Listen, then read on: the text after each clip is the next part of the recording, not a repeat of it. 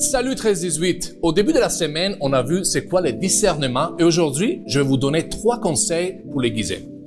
Reconnaître, interpréter et choisir.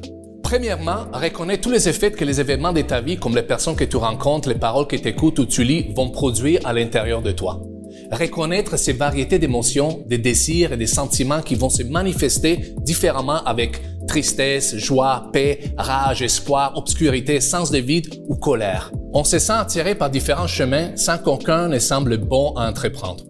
C'est pourquoi il faut reconnaître cette richesse émotive, cette passion qui nous habite sans le juger et accepter cette lutte intérieure constante entre nos esprits et nos chairs.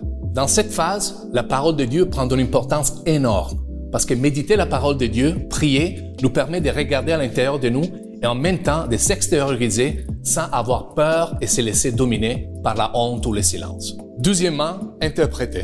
Au-delà de reconnaître nos ressentis et nos expériences, nous devons mettre les choses en perspective, interpréter ou comprendre où le Seigneur nous appelle et pourquoi nous devons passer à travers certaines situations. Parce que c'est difficile de comprendre l'origine et l'essence des désirs et des émotions qu'on a éprouvées et évaluer s'ils sont en train de nous amener vers une route constructive ou, au contraire, nous amener simplement à nous replier sur nous-mêmes.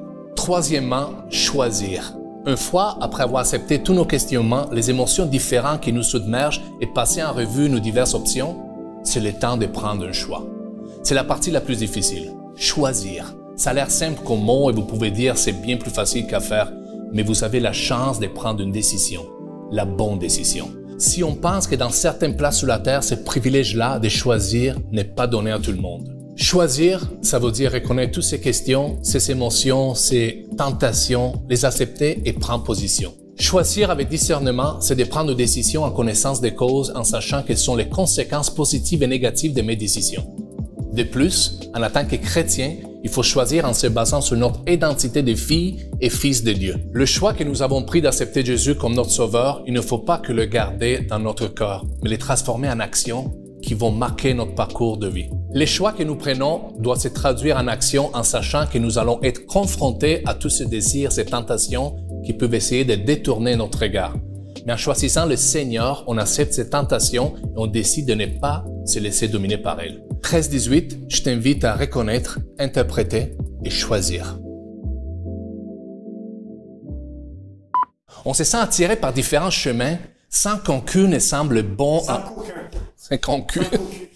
Et en même temps, de s'extérioriser sans... De s'extérioriser. Ouais. Va un petit peu plus vite, hein, parce que j'ai toujours un... Suivre le flow.